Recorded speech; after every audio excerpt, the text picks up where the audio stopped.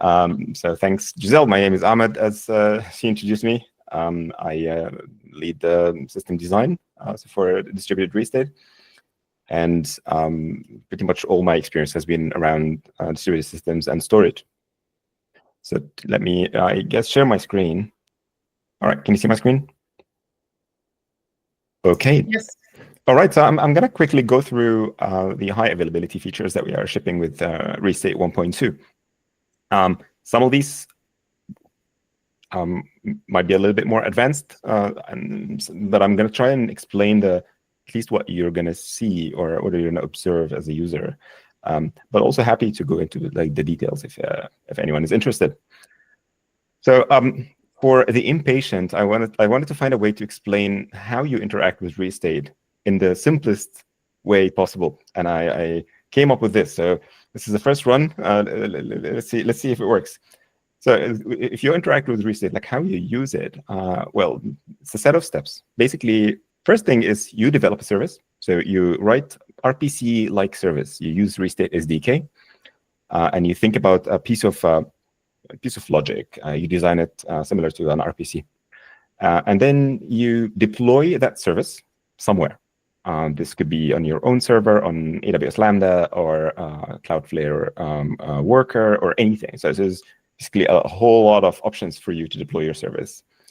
Then once you deploy that service, you get a Restate server anywhere, and you register that service to it. So, right. So now you have teaching one Restate server somewhere that, hey, this is my service. This is where it's deployed. Once that service is registered, now you need to call your service. So when you call your service through Restate. So you don't call your deployment directly. You call Restate ingress. So Restate server gives you an ingress port. This is an HTTP port. There's also the Kafka ingress, but this is just to simplify things. So now you're talking to your service through Restate. So Restate in that sense acts like your API gateway. Then once you call your service through Restate server will call the deployed service on your behalf. And it will maintain the communication, bidirectional communication, and between the server and the service. This means that even if your service is deployed behind load balancer, or if you have multiple instances deployed in different maybe cloud providers, Restate will kind of handle that for you. So you're like, if there's any state, any resumption of invocations, everything basically is handled through the journal and the communication between Restate server and the SDK. This all happens behind the scenes. So yeah, so that's kind of the workflow. Once you have that, profit. So when we say Restate service, we mean your code running on your own deployment, deployed somewhere. When we say Restate server, this is Restate server, our server, that has an ingress port and has also like other ports for its communication. And when you invoke a service, you invoke service by talking to Restate server, not to your service. You talk to Restate server proxies that and adds its magic. Now, this all works well, looks fantastic, but what if I don't want to have a single server, like Restate server? Similar to how my service can be deployed behind load balancer, and I have many of these, I want to have a bunch of Restate servers for well, a few reasons. Scalability, high availability, like I want to be able to update Restate while everything's still running, and I don't want to have any downtime, etc. So that kind of transition from single server to a cluster is what Restate 1.2 is about. So let's go through that. So your interactions with Restate goes through like two things, right? So I'm just going to visualize here the two key things we have explored. So one is, okay, I have my service deployed. This is the one on the right. And you're registering the service, like you're teaching the Restate server where that service is deployed is by talking to the admin port or admin API. It's the same port, by the way, that runs the user interface, the UI that Nick has been kindly presenting. Once the service is registered with Restate, it gets stored in some sort of internal storage to kind of remember all the details about that service. So what sort of functions, all the schema, right? So, well, this is now stored locally here. Okay. Then when you invoke the service, this is another view. So when you invoke the service, just to get to visualize.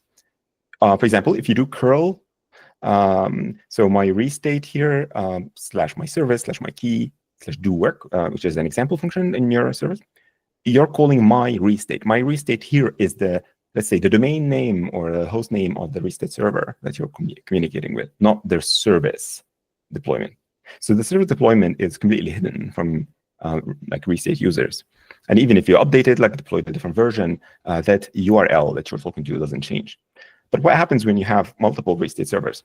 So one of the first challenges that we're discussing is, okay, if you have a cluster of restate servers, we would want to have, well, for every restate server, there is ingress port, right? It has its own domain name or a host name. And we would want this to be kind of completely transparent to you. So you don't know which is which. Like inside Restate, you can talk to any ingress server and send your requests to anyone. And then whether there's internally like leader election or any failover or anything, it should be completely transparent to you. So now in the next, in Restate 1.2, once you run a cluster, you're going to have multiple ports, multiple ingress endpoints to talk to. This depends on which server you need to communicate with. And it's up to you really to load balance across them. So you can put a load balancer in front to kind of distribute the load. But regardless of how you communicate or which ingress you talk to, the requests will need to eventually go to the right server serving the specific partition, for example, for a particular object that you're communicating with or a particular service. And some of that will be have been explained by Till in the previous presentation. So I think that's recorded on YouTube if you want to kind of take a look at it. So it took a lot of details about partitions, and I'm building basically on top of it here. All right, now clustering support means that the usual kind of system on chip design that we have, first it needs to continue to be system on chip. So we have this philosophy of single binary, no dependency, and we wanted to have it this way even with clustering. So in that world, you would be running multiple of those system on chips or binaries on different servers, and they need to kind of create a mesh internally and communicate. With Restate, this is prior to 1.2, but I think it becomes more prominent in 1.2, is that you now can run the same binary, but you specify which roles the binary has. And this gives you ability to disaggregate, for example, things that portions of the system that need more compute versus storage. So the same binary, but then you can pass which roles, and by default it runs all roles, which is just to make it simpler for everybody. But you can decide to kind of specialize certain parts of your deployment to perform certain roles. This also newly in 1.2 includes ingress, so you can you need to flip a feature flag, and then you can like a configuration option, and then you can even say that only these nodes can serve as ingress and no one else will. But by default, everything is enabled. All right, now the heavy stuff. So kind of going through these as quickly as I can. So what have we shipped? First thing is we shipped a new replication system for one of the kind of critical parts of the system, which is the log. The log is the durable interconnect that connects the different machines in a durable fashion. So a kind of storage layer. This is the direct immediate persistence layer for all the state machine changes for all partitions. This is based on flexible quorum consensus. So it gives you, well, while we are shipping or exposing through our APIs and our configuration the simplest version of this, the underlying technology allows for way more powerful replication options. So you can have fine-grained control over your write availability versus read availability. So and even GOA replication, which is hopefully is going to be one of the features we're going to be releasing in the near future. And the second thing is partition replication. So partition is the materialized state, and now we also want to replicate this. And the partition replication is not quorum-based, which means that it's a leader-follower style. So you have a leader partition that just reads the log and keeps the state in memory, and also stores it on disk. And it keeps kind of replaying, but you can have multiple followers for the partition. The followers for a partition basically follow the log. But if you have followers that are down for the partition, or if you configure your partition replication to be 1, this is independent from the log replication. So the log replication can be 3x, 4x, whatever. And every time you create a partition or you start a node, if it doesn't have the partition information, now it needs to reconstruct the partition state from somewhere. And if it already had a follower partition running, it means that it has the state warm. And this makes kind of failover much, much quicker.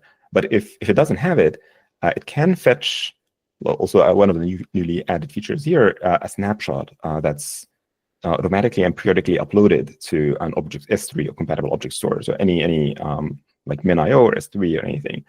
And it will fetch that, replay the bits in the log that from the snapshot to the tail, and now you have a partition. So this means that failure in one of the partition followers transitionally doesn't impact availability by any means. You don't need a quorum for partition replication, but you need quorum for log replication, if that makes sense. The number 3 is the, also brand out of the oven, is a native replicated metadata store. So, well, in order to continue the replication story, so you need to have a replicated log and the replicated partition, so for availability and for quick failover, but also we need to have one of the critical pieces is the replicated metadata store, and this is Raft based. It's a very critical piece, but it's also the piece that has the least load.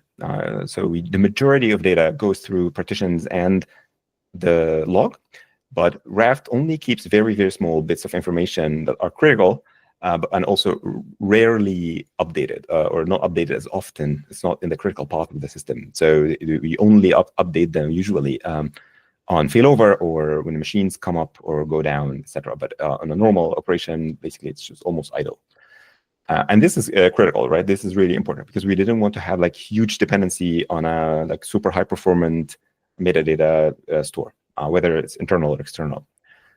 So this is also brand new. It's completely integrated with the system, and at most it keeps a couple of megabytes of data, maybe less than 10 megabytes at worst case. And the last thing is, well, once now we have the set of machines in the cluster running, and we have the replication, but requests that come through the network, so from ingress, the one that I described, now need to be routed internally to leader, partition leaders, and so on and so forth, and handle things like failover. Okay, what if leader switched from one node to the other, and ingress that received the original request is a completely different node. So now you need to have an internal routing network. And this one of the principles here is that we want to keep this as transparent as possible. So this is also part of what is shipped. And if you put all these things together, we get completely highly available replicated restate that you have also fine-grained control over each one of its layers. So going into details of each one, well, quickly as well. So the distributed log portion of this, which is the one that basically handles all immediate durability, we call this Bifrost. So if you see Bifrost in documentation or a configuration file, I think it's the only piece that we sometimes call it by name, give it a code name. Everything else is just plain old normal words, but Bifrost is the kind of the fast interconnect that we have. It's really critical for the latency. So sometimes you might see this. And it's flexible quorum-based consensus, as I said. And it has a few nice optimizations. So kind of it's aware of locality. It has it's really tuned for restate workload, and this is what makes it very special in comparison to any log system. So this is kind of tail optimized because most reads happen at tail. So this is kind of the last few records. So they are cached in memory. They are co-located on the machines that really need it. So the sequencer, so on and so forth. And also one of the two key features here is zero copy reconfiguration. So if you are changing your replication factor, so if you want to go from 2x to 5x, for example, it doesn't mean that I want to copy all the history to 5x. I only want to kind of reconfigure the new data that comes in. This makes it very quick to reconfigure, and you don't have to pay the cost for all your historical data. In fact, your historical data doesn't matter that much because everything gets materialized very quickly to the partition store. And at that point, once partition store or the partition database is snapshotted to object store, you can basically, the system automatically has the kind of green light to trim the log up to this point to save disk space. The replicated metadata store. I mentioned already a lot of these details. It's pretty small, and we only store a handful of keys there. Its API internally is very simple, and again, like it needs to keep a few megabytes at worst case. It's kind of low write, mostly read metadata style things. So we store membership information, so which nodes are members in the cluster, which roles they play in, some leadership information about partitions, and the information about the log system. So it's a segmented sharded log, all of their metadata about these segments and replication factor and all of that stuff should basically get stored in there. This I skipped. Oh yeah, so it's a replicate partition. I think I skipped the slide very quickly. I didn't notice. So that's the metadata stuff. All the values are versioned monotonically as well. This is also a part of the fundamentals of the restate design. The replicated partitions is what I mentioned earlier. So leader-follower style replication. It's non-quorum replication. And it gives you the ability to control warm follower failover and cold snapshot bootstrap. So you can save compute and storage by running leaders only. You don't need followers. And at failover, you pay the cost by time, by failover time, where you need to pitch a snapshot, rehydrate the partition somewhere else, which takes a little bit longer, but saves you compute and storage. Or you can have warm followers, so like actual followers always running, tailing the log and materializing the state as you go. And then on failover, we just very quickly switch leaders from here to here. And it's up to you to configure it this way. And yeah, snapshotting also allows you, snapshotting, as we said, like goes to object store. And transparent routing is the last bit. So you call any ingress, your traffic gets routed correctly. If there's a failover that's happening during your ingress call, you're going to get a retriable error. So your HTTP client can retry the request and it will be rerouted. This is the same for also everything. So restates CTL, the new command line tool, or any restate, like so command line tool, the normal restate CLI and restate CTL CLI and the UI, or any SQL queries, for example. You talk to any node and it figures things out for you. You don't have to kind of point your client to a specific node. Anyone will work. So that's kind of the idea where we would like to, and I think this helps explain some of the demos that Till is going to show. So restate cluster is going to look something like this. Your services are kind of in the middle. Now we have this triangle where restate servers are interconnected. For every server, there is, of course, a bunch of partitions running. In this case, highlighted as like P1, P2, just an example. By default, we run 24 partitions, but you can configure this as you like. At the moment, we don't support changing the number of partitions, so choose this number carefully in the beginning, but hopefully also in the future, we will support expanding and shrinking the number of partitions, so dynamic repartitioning. The yellow means it's a leader partition, and leader elections happen internally automatically. The gray here is like a warm follower. Your services are connected, or any restate server can connect to your service. And the curl commands here denote how you reach out to your service. So you talk through any of these ingress ports that we open to run the same curl or whatever HTTP request, but they basically just need to change which restate server you're pointing to. This is going to be useful, I think, when we do the demo, because if a server, for example, goes down, so if one of these restate servers goes down, you need to talk to different ingress. Restate might still be running, but you're talking to an ingress that's actually down. So it's very useful, for example, to run load balancer on top of restate ingresses.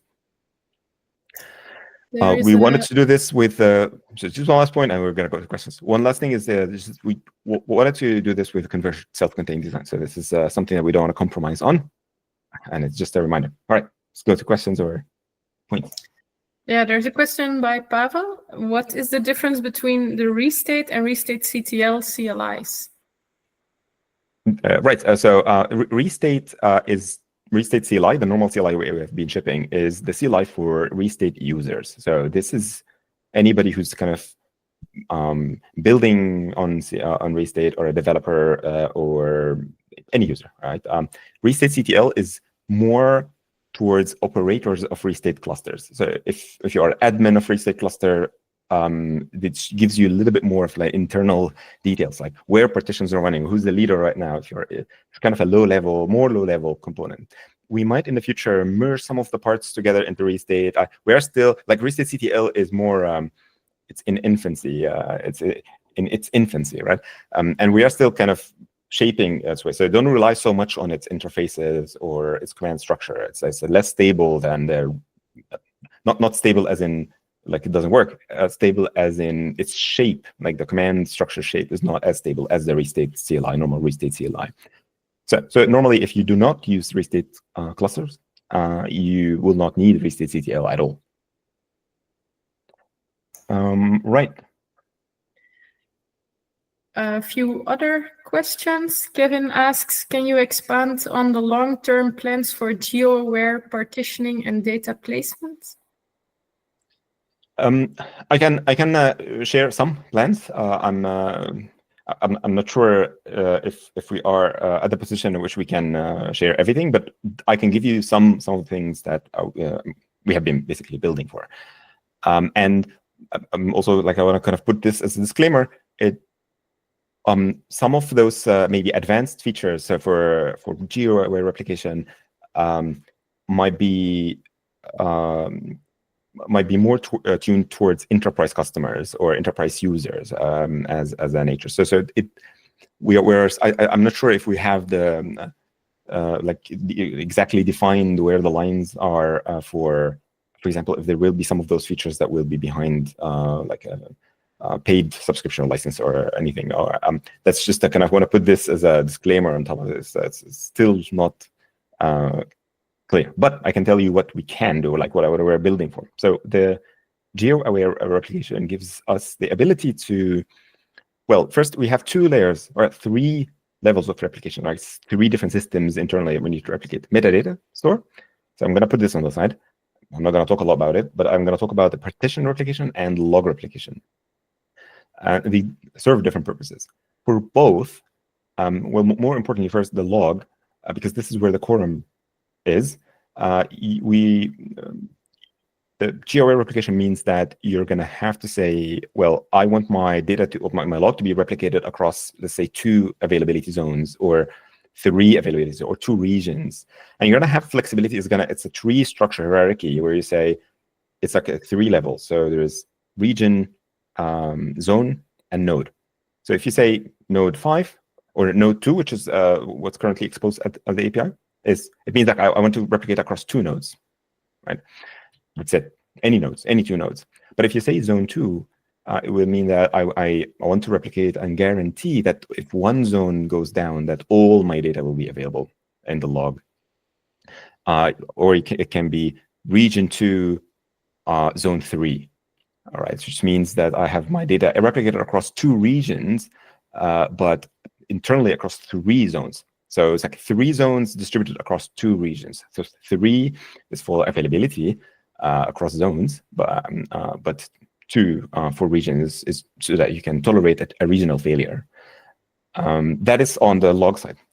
Very similarly on the partition side is going to work quite the same, except that you don't have quorum requirement. So it will be mostly placement. I want to place my partitions on 3 regions.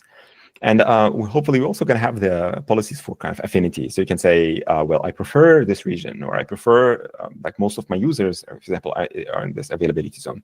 So Restate will try and optimize placement by default in that region if you have capacity. Otherwise, it's going to fall back into other regions or other zones if we lose availability there. Oh, maybe Till has already answered. No. No. Okay. I think there are a few other questions. Why do we need 2 logs, the replicated log Bifrost and the replicated partition with the embedded database? Why not keep everything in 1 log using consensus and use that as the ground truth? It is 1 log. Are there 2 logs, part of each and every partition? No, it's just 1 log. So there's 1 log. When I say replicated partition, it actually means that just the partition is running twice. There is 1 leader, the other one is follower. Both are reading from the same log. So both are constructing the materialize from the same log. So that's the replication of the partition. It's just to get your materialized state warm and ready for failover. At the moment, we have one log per partition, but this is not a strict rule. The number of partitions to the number of logs is something that we can change in the future. So it's an internal detail. And that log, by the way, whether the number of logs and how they correspond to the number of partitions, from a user perspective, it's like a one log. It's just a sharded log. So it's a kind of one logical log, basically. Let us know if that answers your question, Janaki. A question by RJ. Is there any recommendation on how to pick the partition number? I think Till already mentioned some of this, right? It's our line of thinking. So a partition, let's think what a partition means, all right? What is impact? So a partition can be thought of like two things. One is a compute unit.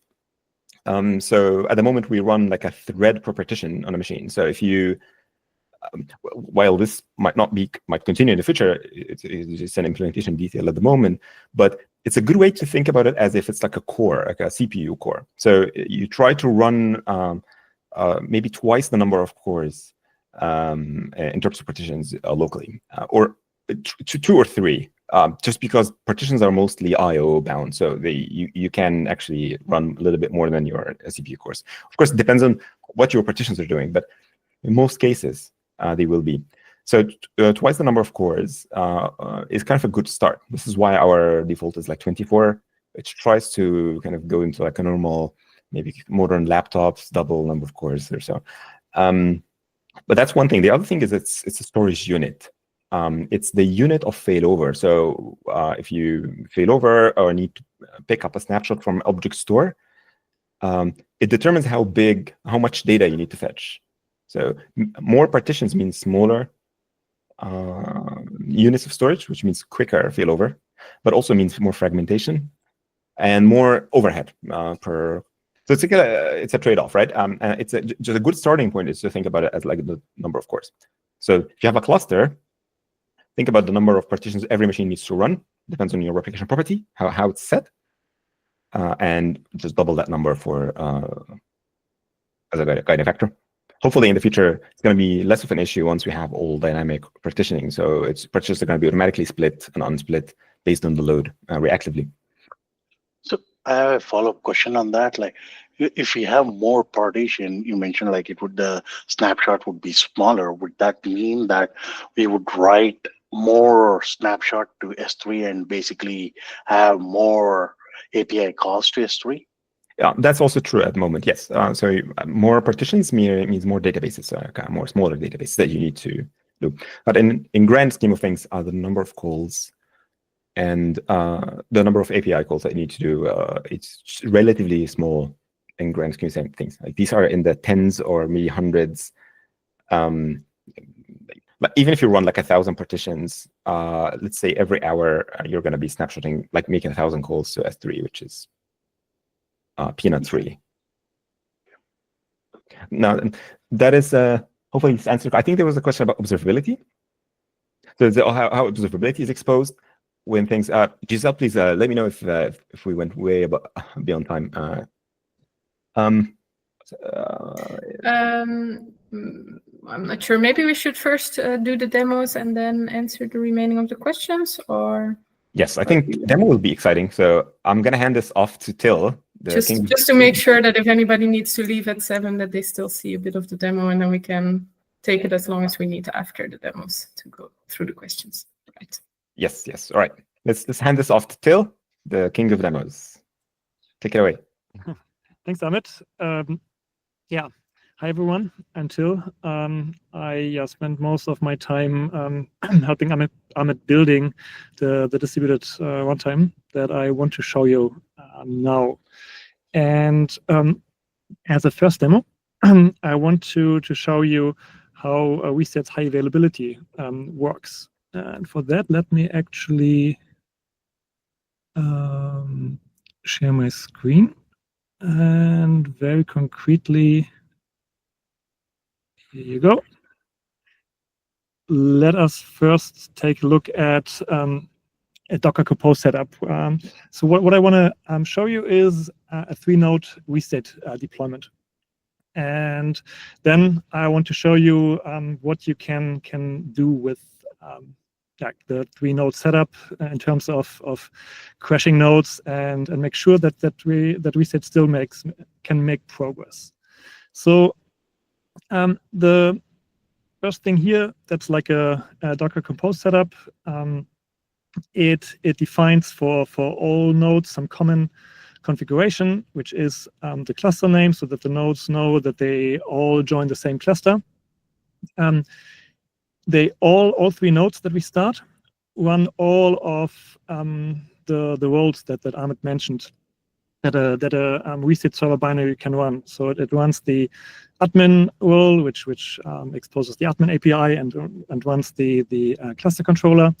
The worker role running the partition processor, the log server role running the replicated loglet store, and the metadata server responsible for storing the metadata. One important piece that we need to configure when deploying a multi-node Restate cluster is that that only a single node can actually provision the cluster, being like the seed of the cluster to which other nodes join and then expand the cluster. That's why by default we set the auto provision flag to false and can either provision the cluster via the Restate CTL CLI or by configuring a single node to be the seed of our cluster. Then, in order to run in a cluster setup, we set the Bifrost provider, like the log provider, to replicate it. Before in Restate 1.1, it was local. We say that we want to replicate our data to at least 2 nodes so that we can tolerate a single node failure. That's also why I will spin up 3 nodes so that we can tolerate an arbitrary node failure. And we also configure the metadata server type to be replicated so that we can also tolerate metadata server crashes. If you remember maybe the demo from a couple of months ago, there it was, we still had the metadata server not being replicated and needed to run on a node that we couldn't crash, but this is now different. And also we had it needed to have like also single admin. Now this also is gone, like you can run admin everywhere. Yeah, exactly. And in order for the nodes or the metadata clients to talk to find each other, to update its like the nodes configuration and fetch the information about the other nodes, we need to tell which nodes are part of the initial set of nodes where you can find the current nodes configuration and the membership information of who are your peers in the cluster. Apart from that, a bit further down, we just define 3 nodes that run actually a bit more than 1.20. It's the upcoming 1.21 that I want to show you. They just define like their node name and the node ID, the addresses, and we say that the first node is actually the one that is allowed to provision the cluster, like to seed it from which then the cluster grows and becomes a multi-node cluster. And the other 2 nodes aren't allowed to do that. And that's it, basically. So quite simple. As you see, no external dependencies, just the Restate binary that we are running. All right, now let's switch over to my shell and let's actually spin it up. Docker Compose up. That should do something. We see that we are starting a couple of Restate server nodes running 1.2.1, and they seem to start their partitions. Okay, so far so good. By the way, if you have any questions, any point, then just I suppose we can use the Restate CTL to show that they are, yeah, right. Yes. It's here already. Exactly. Spoke too soon. So now I want to show you the new Restate CTL CLI, which we can use to actually now inspect our running cluster. So, and to do this, it's running on also on the nodes, and that's why I can just do like docker compose exit on node 1 and call Restate CTL status, which prints us the status of our current cluster, which is that we have 3 nodes. We see the names as we have defined them in the docker compose file. They all are part of the metadata cluster. So we have a 3-node metadata cluster, and we see that some of the nodes do run a partition leader, like node 1 runs partition leaders for 3 partitions, and node 2 for a single one. And node 3 was the unlucky one; it got only followers assigned. Yep. And that's basically, we have a running cluster now. If you're interested in a bit more information, you can also pass the extra flag, which gives you a bit more information about what's the current version of the metadata that the cluster is operating on, and more details into how the log is currently configured. So here, right now, we have a replicated log, which is crucial for the high availability, which replicates to 2 nodes so that we can tolerate a single node failure. And here we see the progress or the status of the different partition processors, like what is the last applied LSN, and as you will see in a second when I create invocations, you see that the cluster is making progress. And at the very bottom, you see some more detailed information about the metadata store. All right. Next thing is I would configure or like register the service that I have already started. This service, actually, let's do no here. Let's do it here. It's a bit bigger, I think.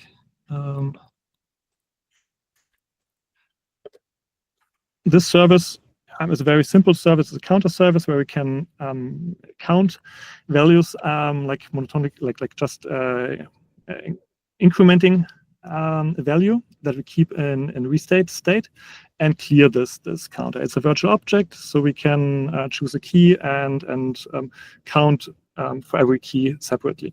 So let's register it. All right, if we now do list our services, we see that we have our counter registered. Perfect.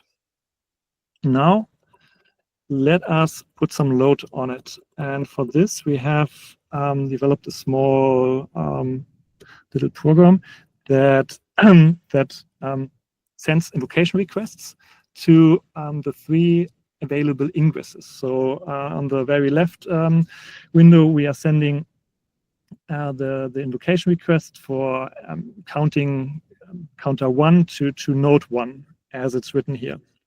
Let's do the same for node 2. So we're sending invocation request to node 2 as well on a different key of the counter. And line 3 for node 3. Okay, so we have 3 processes now running that invoke services on every request, on every ingress of the cluster. Let's actually take a look at what the partitions are doing as we are invoking services. Here, the interesting bit is now that we see that the applied LSN column is increasing. So as we are sending invocations to the cluster, they get stored in Bifrost, and from there they're being read and processed by the partition processors. And as they process more and more invocations, they make progress, or the applied LSN will increase. So we also see that there's one partition that doesn't get any invocations that you can see from Restate CTL. Because we only probe 3 different keys. Now, let's see how this thing behaves if we kill node 1. We see that node 1 is actually the leader for 3 partitions, 1, 2, and 3. So Docker compose kill node 1. Okay, so the first thing is that you see here that our requests to node 1 fail, which is also makes sense because we just killed the process that also runs the ingress.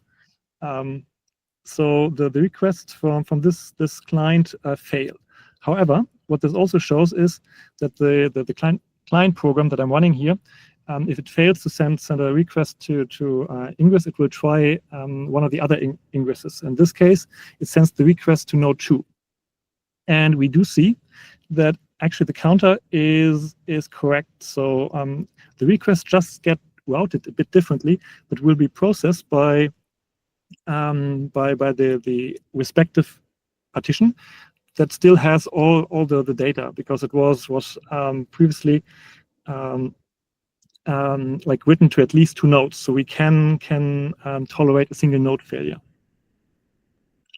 All right, if we now maybe take a look at the status again, let's see what happens. Oh, node 2 is dead. Yes, that's true.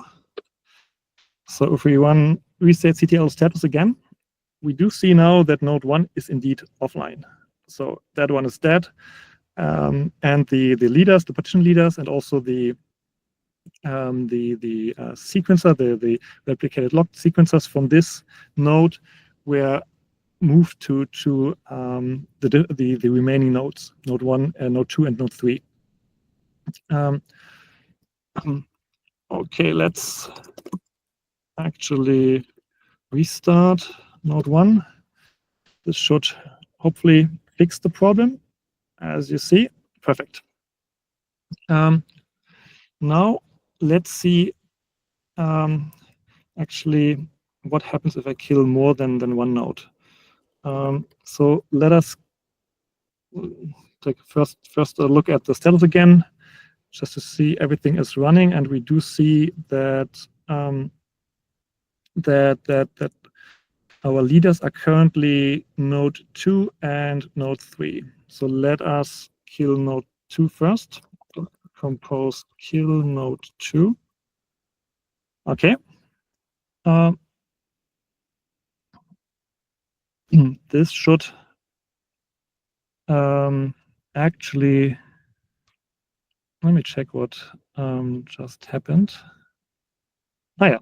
Okay, so after killing node 2, the cluster just needed to well, basically reconfigure itself, like moving all the leader tasks that were running on node 2 to different nodes. And this means reconfiguring the log, like sealing the existing log for those logs that where the sequencer was running on node 2, and moving the partition processor leader to a different node, which at times can take a few seconds to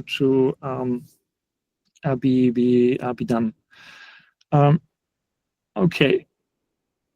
Now let us kill a third node, and let's see what happens. If we kill a third node, the system should come to a halt, because we have lost the write and write availability. There's only a single node left to which we can write, but we set to the system that we require at least 2 replicas of our data in order to tolerate a single node failure, right?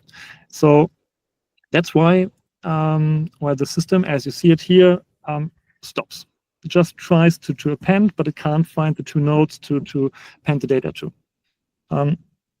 This is like the intended behavior in this case, because otherwise, if we would just allow like a single node writes, then if this node dies, the data might be lost. Sebastian asks a question. Sorry, I wasn't really looking at the demo at the time, but Sebastian asks, why did we have to restart node 1? Shouldn't it figure out that node 3 is back on its own? Did we restart node 1 to let it know that node 3 is back? I think in the scenario I killed node 1 and then I just brought it back to bring the cluster up again to up to 3 nodes so that I could kill another node again. Yeah, so the command was just docker compose restart node 1 just to get the node back up, not really a command to restate to tell it that the node is back. Oh yeah, sorry, I should have made clear that this was a docker compose instruction to restart the node. But let's actually try it out now again with node 2. Now I'm instructing Docker to restart me node 2, and hopefully, or what should happen is that the system would recover from the from having lost write availability and continue making progress as it left off. So let's see whether this happens. First thing is it needs to figure that out by, we see here on the left it's continuing. Also the increments are continuous, so we didn't lose any writes. Perfect. The only thing is that node 3 is still dead, but our third client here will reroute the request to node 1. Can actually check our cluster status again. So here we see that now we have actually 2 nodes alive, N1 and N2. We have our four logs with a replication of 2, which is fine. And we see that some of the nodes are now in catch-up mode because they haven't applied the latest or aren't at the tail of the log. So they need to catch up with what has happened. But it should by now, it should have happened. And all of them, let's see, should be active. Perfect. And that's it. Just for the sake of completeness, let's restart node 3 as well so that we bring the cluster to full health again. Here now the node 3 that we've just restarted needs to catch up because it was offline for a bit of time where it missed some of the new entries. But after some time, they have fully caught up and the cluster is healthy again. All right. So much for the first part of the demo for high availability. Are there any questions? The log, like if you look at the logs, it will tell you a lot about what's going on behind the scenes. So if you're interested into kind of the details and the nitty-gritty details, you feel free to read the log output. Also, I think this is so the frequency at which we are sending these requests are just very gentle, just to let you see the activity. But it doesn't mean that this is the fastest rate that you can send ingress requests. It's just because otherwise, if we let this counter go much faster, it's going to be very difficult to observe what's going on. Yeah, for those of you who are interested in some performance numbers, what the system can achieve under load, they are included in the release blog post, I believe.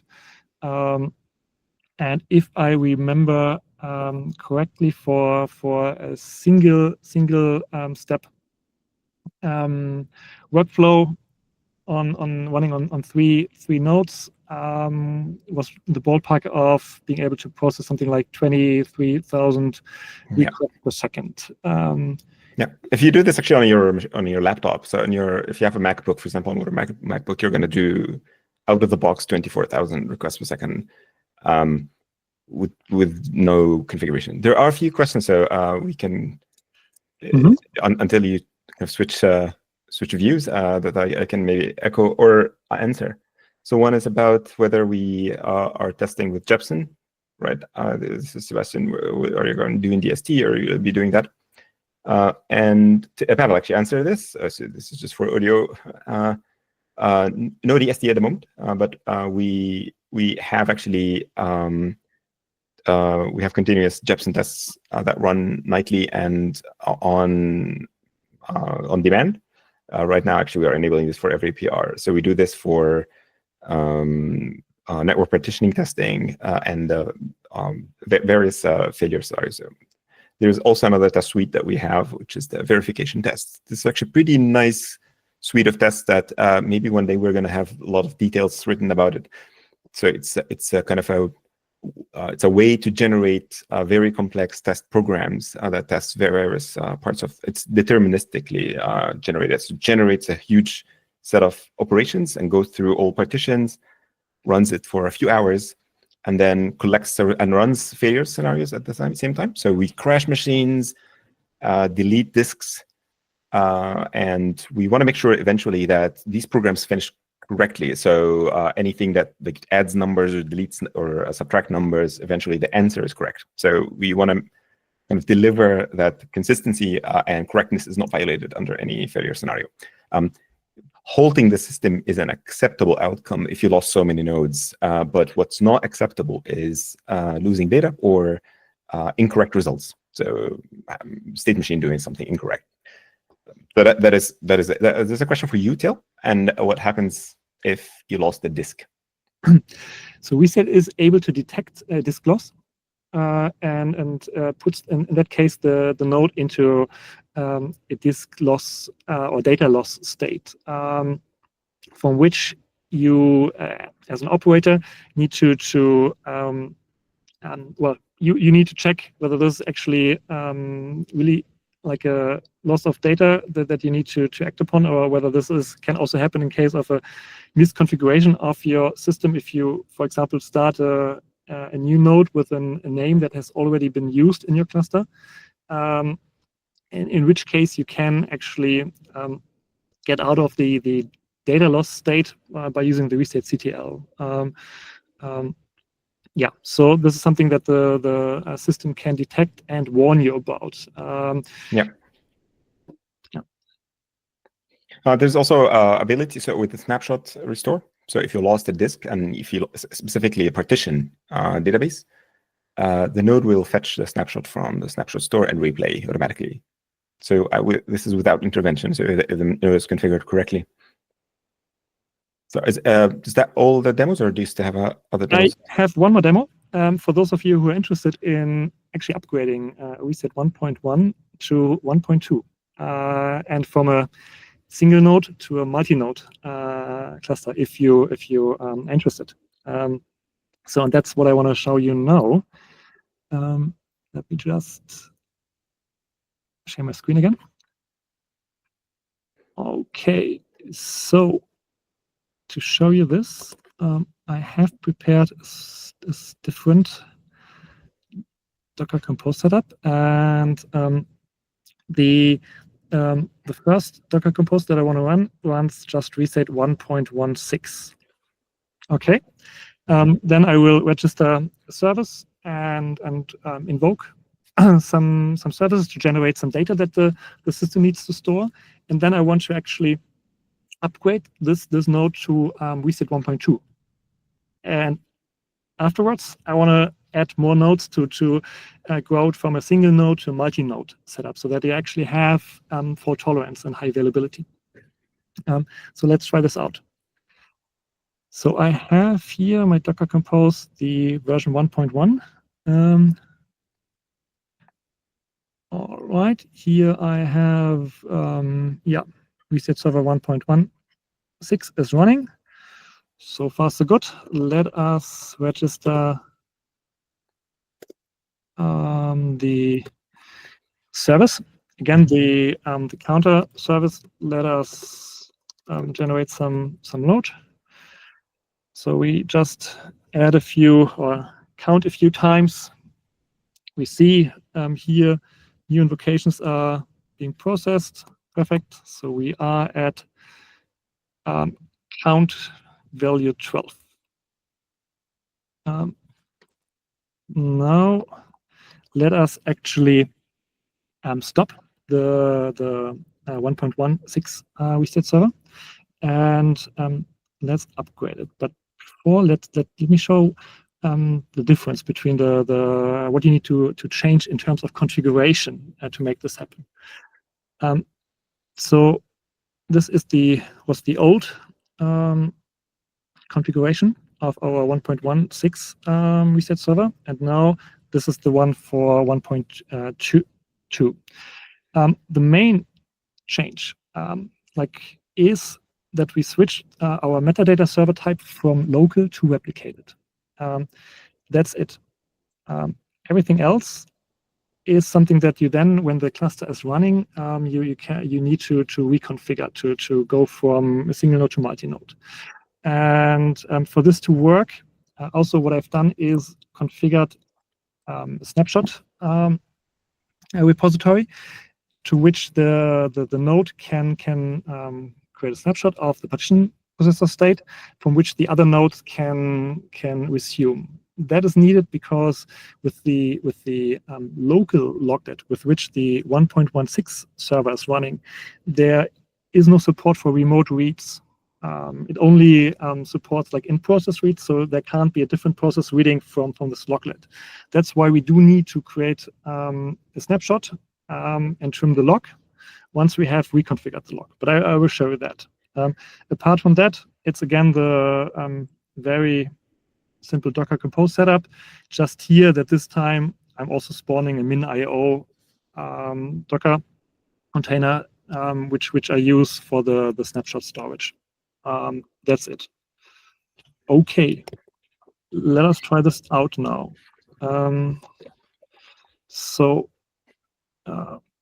Let us Docker Compose start node 1 and the min.io container. That's all I want to do. Okay. Okay, so the first thing you will see is that we are trying to migrate the local metadata to the replicated metadata, because now we are running with a replicated metadata server, and apparently this was successful. Yay. And the system seems also to be running. Okay, let us actually check this out with our status command. And here we see, now we have a single node cluster running because it's now Restate 1.2. We can use Reset CTL to query its status. So far, so good. One quick check. Let's look at the detailed information. We do see that we still have the local log provider configured. Let us check whether we have actually recovered the metadata properly by listing our services. So we have the counter. Cool. And now let us check the count of, or actually adding or counting up by 1 by calling our service again. Remember, we left off at 12. So when I run this command, it should return 13. And it does. So we have successfully migrated. Lucky number. Indeed. We have successfully migrated 1.1 reset server to a 1.2 reset server without losing any data, and only by switching the configuration option metadata service type from local to replicated. That's all. Okay, cool.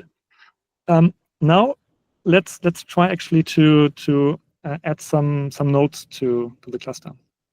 To be able to do this, we first need to reconfigure it. So we need to reconfigure the log from local to replicated so that other nodes can actually do remote reads from it. So we do this by using Docker. So until you explain this, like one quick thing I wanted to give, like those nerdy distributed system folks that are tuning in. So one of the things that we have designed here is that we wanted to Restate to have the ability to transition consensus algorithms or replication protocols or even storage systems, for example, like this one, live. So you wouldn't need to kind of wipe the data. It was part of the promise of V1 release is that we're going to maintain compatibility, and even transitioning from single node to cluster, like you wouldn't need to kind of go and wipe everything. And so even that we are technically changing like the log implementation right now, what Tail is going to do is changing the log implementation from a local log to replicated log, and same for the metadata. It happens transparently and without without downtime. So it's like you wouldn't even need to restart or stop the server to do this. So this is a demo kind of that demonstrates not just like a migration path, but that it happens live. Yeah, exactly. So let us move now to switch the loglet to the replicated loglet. We do this here. We say, yes, we set actually, so we chose the log provider to be replicated and the log replication to be 1, because we only have 1 node currently in our cluster. So it wouldn't make sense, or if we configured anything higher, the cluster wouldn't be able to choose the right node sets for the replicated loglet, and basically lose write availability until you have changed this configuration again. So remember maybe for 1 second that the last applied LSN for partition 0 was 91, and for the other two, for the other partitions it was 2. And let's then quickly remember also this view and how it looks in a second once we have reconfigured. So I have instructed the cluster now to use the replicated loglet from now on, and on a change of a log provider from local to replicated, this will be eagerly applied to all the available logs. So let's check this out. Now we have actually bumped the logs version to v3 from v2, and we see that we now have a replicated loglet that starts from LSN 98 for partition 0, for 1 to 3 from LSN 3. So basically, all new appends will now, or log appends will now happen in the replicated loglet. At the moment, it's still like we still have only a replication of 1 because there's only 1 node, but we will change this in a second. Next thing to be able to add new nodes to your cluster is I need to create a snapshot. Because if I would now start a new node, it would, because there's no snapshot yet, it would try to read from the beginning of time, so from LSN 1. But LSN 1 is stored in the local loglet, which is not reachable from the outside. So that's why I need to create a snapshot, trim the log, and then I can start new nodes. Let's try this out now. I can use for this the restate CTL command again. Snapshots create. I do this. We see we have created some snapshots. Great. It also tells us the contained LSN, the min LSN that the snapshot contains. Now I can trim the log. So I do this for all the 4 available logs.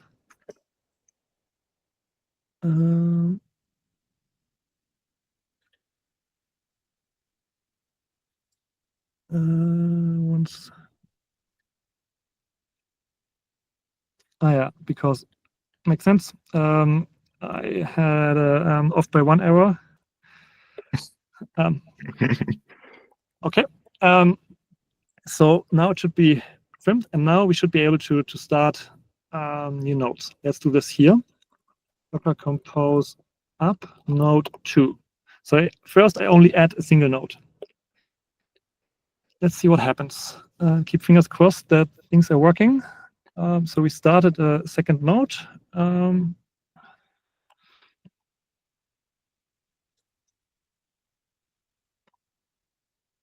First, it found a partition snapshot. It first tries to. Okay, here is an invalid key range for partition. Let me actually quickly check whether I screwed up with the number of. Is this the same cluster that you ran this morning? I mean, it could be that you're. Maybe I actually changed recently the number of partitions from 6 to 4 to. Oh, okay. No, we don't support repartitioning yet, so. Yeah. Maybe I should wipe very quickly the disk. That's the fun of doing live demos. Yes. Do we also to give everybody kind of a pointer? Do we have a tutorial on the wiki or on the website on how to migrate? Right, Giselle? Yes, I can post a link for Can we that. share a link? Yeah. Also, it's a great idea if you're going to do this, is to back up the system. So copy all the restate directory and do this on a just in case, right? And it would be it's very easy to clone restate and run this. There was a question also I can answer until you get things set up again. There was a question from is it Apostolus? I might have butchered the name, sorry. Is the cluster setup production ready configured, or it requires fine-tuning skills? The defaults that we ship are quite reasonable, so you should be able to run this on most hardware. I think there are just a couple of tunables that you mainly need to consider yourself with if you don't want to go into the nitty-gritty details. The number of partitions is one, which you have seen actually here in this demo as well. So the default number of partitions is 24. So you might want to increase this or decrease this depending on the setup. The other one is the memory you allocate for restate, which if I remember correctly, the default was 6 gigabytes. You depends on how much memory do you have in the system and how much you want to give restate. You also can configure this. More memory gives us more caching space for various bits of the system. However, the defaults should be fairly sufficient for a small deployment. If you want to do this on a larger scale, or like run many nodes, or like the heavily utilized cluster, I think you'll need to tune things a little bit more, and there's a few tunables. What I would suggest is to start small, experiment, run restate, figure things out, and also report back if there's anything that's a little bit unexpected, or some of the things that might not be tunable that needs to be added to the configuration file that we can also edit for you. So hopefully this answers your question. If you're still around. I think also we are a bit over time, so we can actually skip this one if all possible. Doing this on Docker might be very tricky. Yeah, I might probably have screwed up the configuration. There was a very short notice preparation for this part of the demo, but I'm very happy to deliver this in the next community meeting, if you like.